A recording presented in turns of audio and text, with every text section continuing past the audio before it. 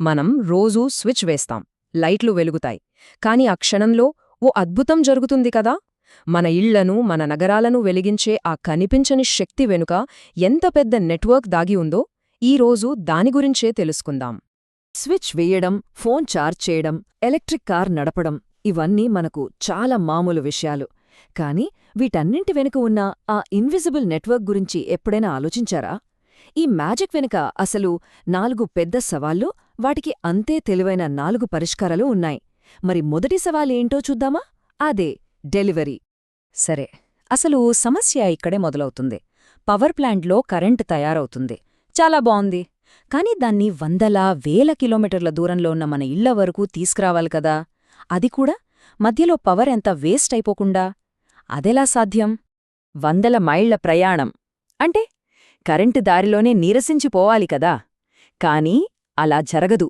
ఎందుకంటే ఈ సమస్యకు పరిష్కారం చాలా సింపుల్గా కనిపించే ఒక అద్భుతమైన పరికరంలో దాగి ఉంది. ఆ హీరో పేరే ట్రాన్స్ఫార్మర్. సింపుల్గా చెప్పాలంటే ఇది కరెంట్ యొక్క ప్రెషర్ని, అంటే వోల్టేజ్ని మనకు కావలసినట్టు పెంచగలదు, తగ్గించగలదు.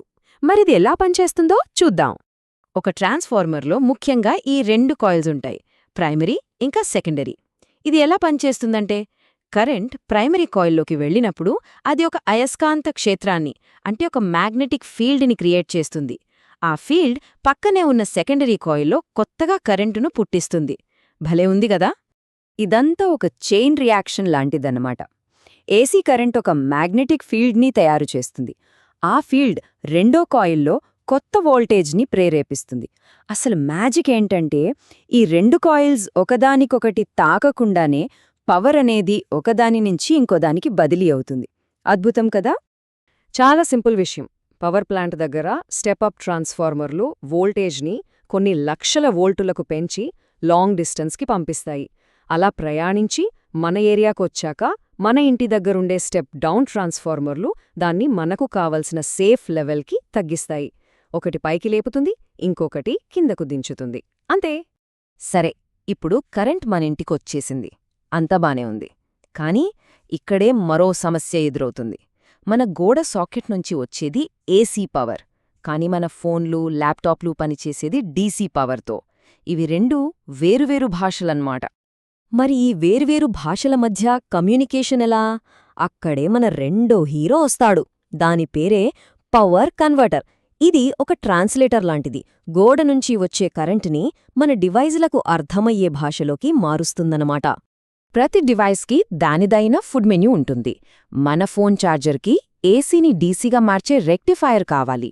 అదే సోలార్ ప్యానెల్స్ నుంచి వచ్చిన పవర్ని మన ఇంట్లో వాడుకోవాలంటే డీసీని ఏసీగా మార్చే ఇన్వర్టర్ కావాలి. ఇలా ఈ కన్వర్టర్లు లేకపోతే మన గ్యాడ్జెట్స్ ఏవీ పనిచెయ్యవు. సరే, పవర్ మన డివైజ్లకి కూడా చేరింది. ఇప్పుడు మూడో సమస్య. ఇది మన చేతుల్లోనే ఉంది. ఈ పవర్ని తెలివిగా ఎలా వాడుకోవాలి, వేస్టేజ్ని ఎలా ఆపాలి? ఏ ప్రశ్నకు సమాధానమే స్మార్ట్ ఉపకరణాలు. అంటే ఏంటి?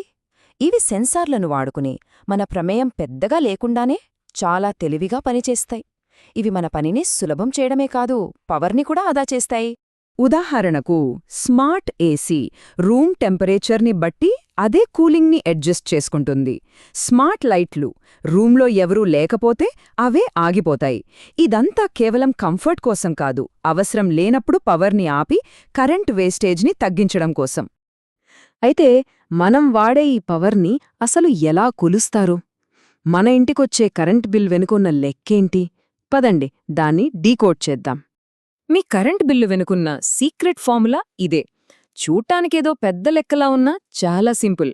ఒక డివైస్ ఎంత పవర్ వాడుతుంది, దాన్ని ఎన్ని గంటలు వాడాం, అలా ఎన్ని రోజులు వాడాం, ఈ మూడింటిని గుణించి 1000తో భాగిస్తే చాలు, మనకు యూనిట్లొచ్చేస్తాయి. ఓకే, ఒక చిన్న ఉదాహరణ చూద్దాం. మన ఇంట్లో ట్యూబ్లైట్లు, ఫ్యాన్లు, రోజంతా నడిచే ఫ్రిడ్జ్ ఉన్నాయి అనుకుందాం.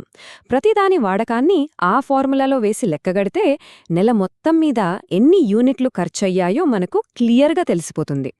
ఆ లెక్కలన్నీ కలిపితే వచ్చేదే ఈ ఫైనల్ బిల్.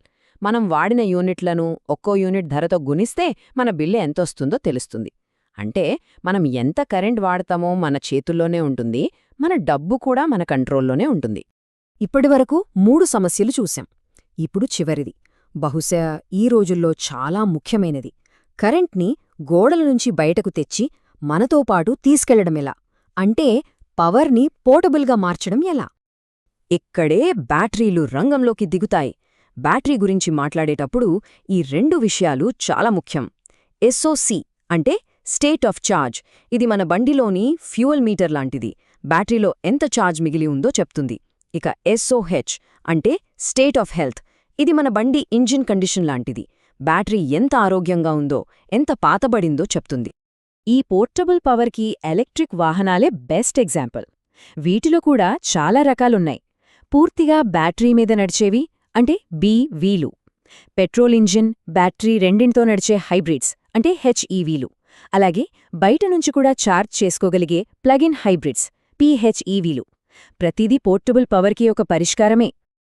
సరే, ఈ 4 సమస్యలు, వాటి పరిష్కారాలు ఇవే మన ప్రపంచాన్ని నడిపిస్తున్నాయి. మరి శక్తి యొక్క భవిష్యత్తు ఎలా ఉండబోతోంది?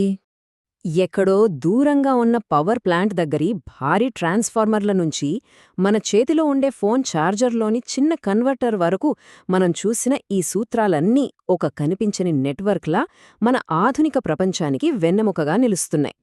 భవిష్యత్తు అంతా పునరుత్పాదక ఇంధన వనరులదే. అంటే గాలి, సూర్యుడి నుంచి వచ్చే శక్తి. మనం ఇంతకుముందు మాట్లాడుకున్న పవర్ కన్వర్టర్లు, బ్యాటరీలు ఈ కొత్త రకం శక్తిని మన గ్రిడ్లో కలపడానికి, నిల్వ చేయడానికి చాలా కీలకం కానున్నాయి.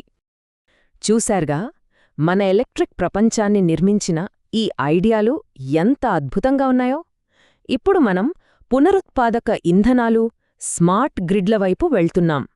మరి మన భవిష్యత్తుకు శక్తినిచ్చే తర్వాతి గొప్ప ఆవిష్కరణలు ఏమై ఉంటాయి? ఒక్కసారి ఆలోచించండి.